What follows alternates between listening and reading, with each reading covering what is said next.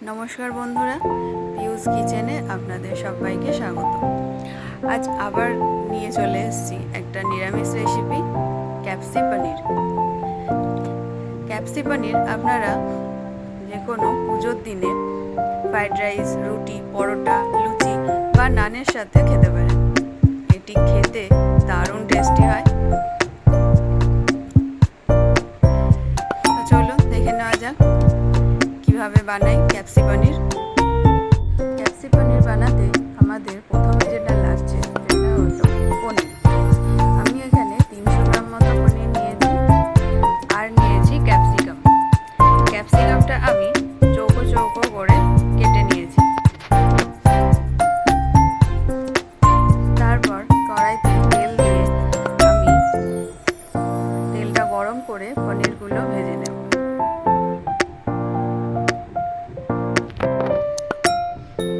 আমি সব পনির একসাথে ভাজবো না, তাহলে ভেঙে যাবে। আমি অল্প অল্প করে পনিরগুলো হালকা করে ভেজে নেব।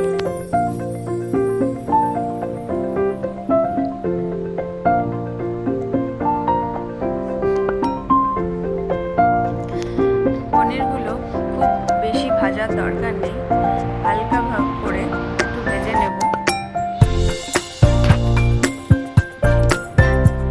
পনিরগুলো আমাদের ভাজা হয়ে গেছে। এবার আমরা ওই তেলেই ক্যাপসিকামগুলো ভেজে নেব।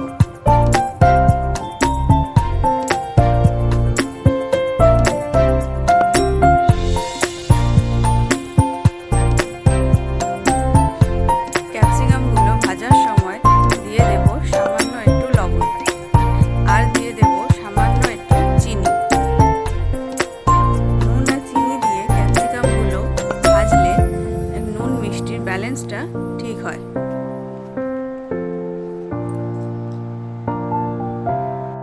ক্যাপসি পনির বানানোর জন্য আমাদের আরও দুটো জিনিস গুরুত্বপূর্ণ, 1 চালমগজ আর 2 কাজু।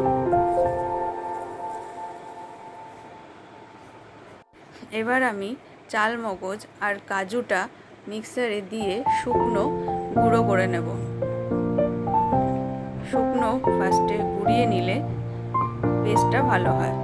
চালমগজ আর কাজুটা আমরা গুঁড়িয়ে নিয়েছি। এবার একটু জল দিয়ে আমরা এটাকে পেস্ট বানিয়ে নেব। এবার রান্নাটা শুরু করব।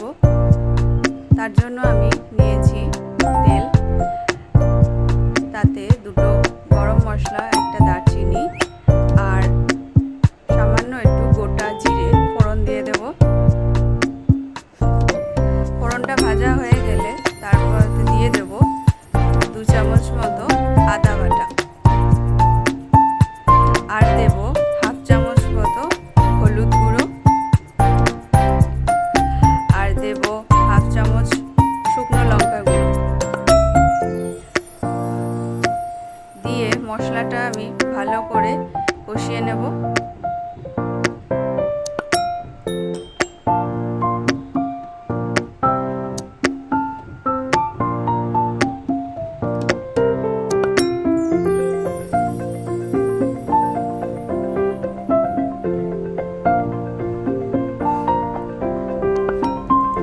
আর দেব সামান্য একটু জল। যেহেতু শুকনো মশলা, সেহেতু একটু জল দিলে মশলাটা পুড়ে যায় না। তাই সামান্য একটু জল দিয়ে মশলাটা আবারও ভালো করে কষিয়ে নেব। যতক্ষণ না মশলা থেকে তেল ছেড়ে দিচ্ছে ততক্ষণ মশলাটা কষাবো। তারপর দেব 1/2 চামচ মতো ধনে গুঁড়ো আর 1/2 চামচ মতো জিরে গুঁড়ো। আবারও আমি ভালো করে মশলাটা মিশিয়ে নেব। ধনে গুঁড়ো, জিরে গুঁড়ো ভালো করে কষিয়ে নেব।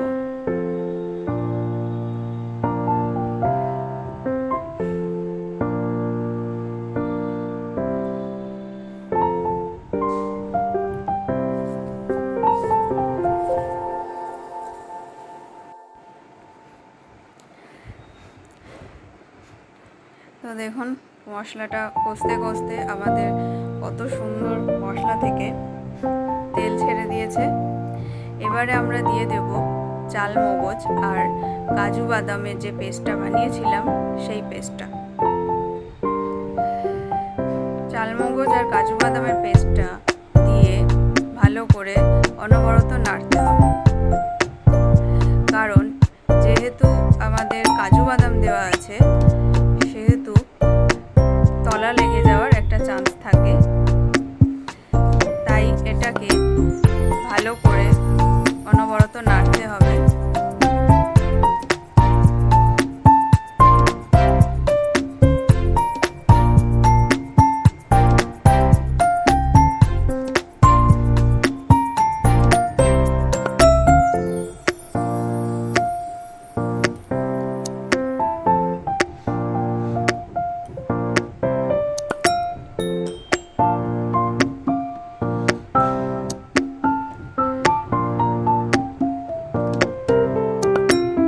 মশলা থেকে আমাদের তেল ছেড়ে দিয়েছে। এবারে দিয়ে দেব মিক্সিতে যেটুকু মশলা লেগেছিল সেই মিক্সিটা ধুয়ে আমি জল দিয়ে মশলাটাকে আবারও ভালো করে মিশিয়ে নেব।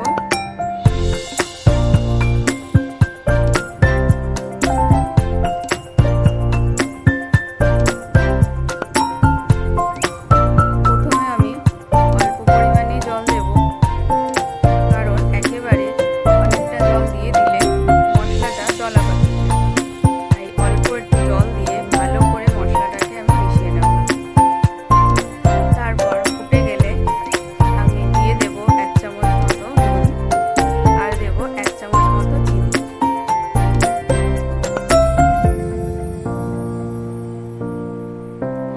রান্নাটা যেহেতু একটু মিষ্টি মিষ্টি হবে তাই একটু চিনি দিয়ে দিলাম, যাতে করে নুন ঝাল মিষ্টি সমস্তটাই ব্যালেন্সে থাকে।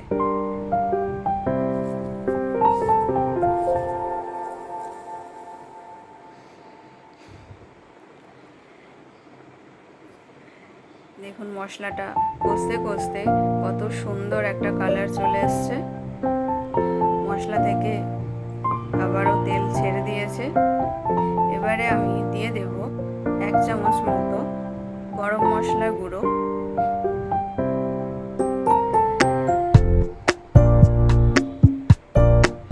গরম মশলাটা দিয়ে মশলার সাথে ভালো করে মিশিয়ে নেব।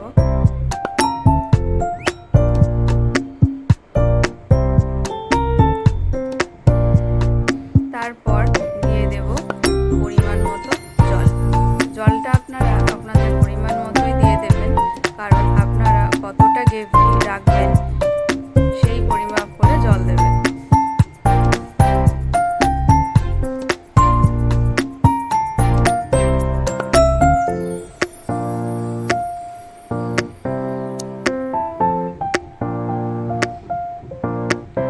আমি আবারও একটু জল দিলাম, কারণ পনির আর ক্যাপসিকাম যখন দেব ঝোলটা টেনে নেবে, তাই আমরা আরেকটু জল দিলাম।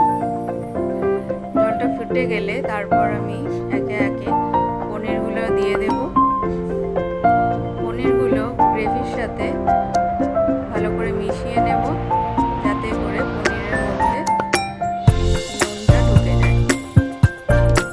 ক্যাপসিকামটা আমি একটু পরে দেব, কারণ ক্যাপসিকামটা অলরেডি আমাদের ভাজার সময় নরম হয়ে গেছে, তাই ক্যাপসিকাম বেশিক্ষণ ফোটানোর দরকার নেই।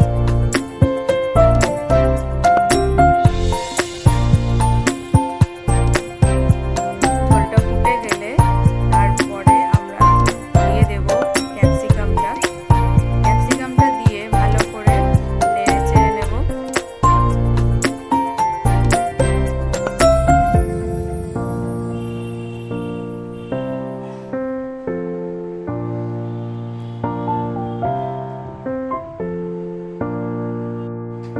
রান্না আমাদের প্রায় শেষের দিকে। এবারে আমরা দিয়ে দেব ড্রাই রোস্ট করা মেথি পাতা বা শুকনো মেথি পাতা আমরা দিয়ে দেব।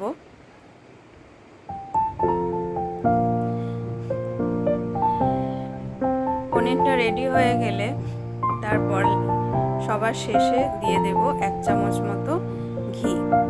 আপনারা আপনারা চাইলে এখানে বাটারের ব্যবহার করতে পারেন।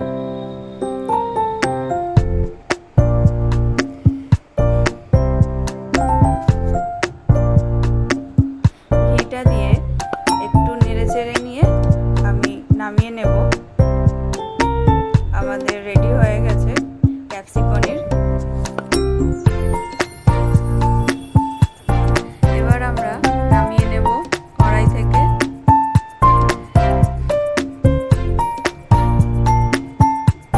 এটি আপনারা ফ্রাইড রাইস, নান বা পরোটার সাথে সার্ভ করতে পারেন।